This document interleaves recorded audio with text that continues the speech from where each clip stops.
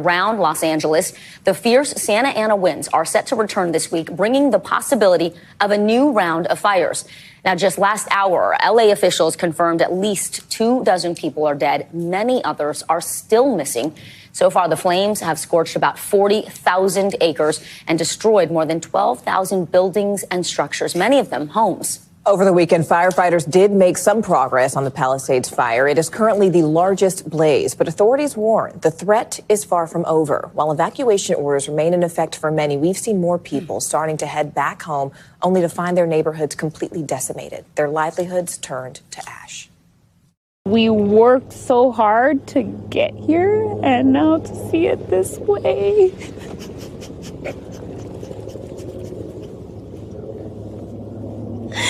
I never thought I would live through something like this.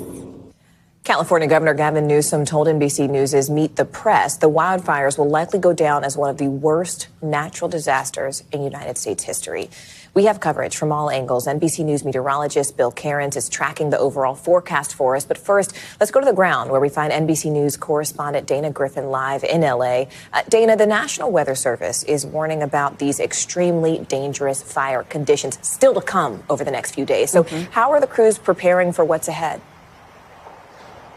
Well, Morgan, they are strategically placing fire crews in areas across the county to make sure that they can respond if a new fire pops up. You're right. This is going to be very threatening fire weather, and so they want to prevent what happened last week. And so you'll probably see some of the fire trucks that have been coming in and out of Mandeville Canyon. And we've been seeing this for several hours. They have been coming in and out. And this is a particular area that was really impacted over the weekend when they had that flare up on Saturday. You can see the firefighters bringing to us. That wind shifted east and that fire took off. And some of these areas were threatened. There was one home that was lost down in this canyon, but luckily fire crews were able to get a really good handle on it.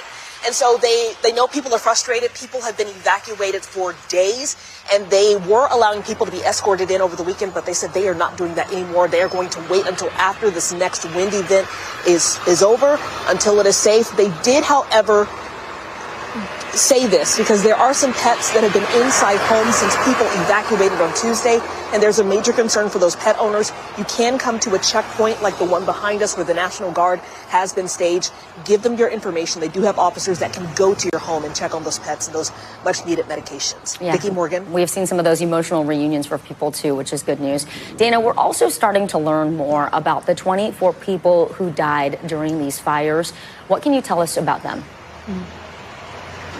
You know, we are still waiting to identify all of them, but some of the stories are already coming out. Most of those deaths occurred in the Eaton fire in Altadena. That is known as a historically black community for a lot of people there, a lot of elderly people also in that community. We've heard stories of father and son. One son who has cerebral palsy, his father stayed behind because he did not want his son to die alone. We've heard of several people who died trying to save their own homes, including a well-known surfer in Malibu. His mother said that they found him outside in an area where it looked like he had been trying to protect his home. We also learned about a former child actor, Rory Sykes. His mother spoke to an Australian media station about what happened during the height of the fire. Listen. My baby. And he died needlessly. He said, "Mom, leave me." And I no, Mom can leave the kid. And I've got a broken arm. I couldn't lift him. I couldn't move him. So that's Shelley Sykes. She actually she drove to a nearby firefighter.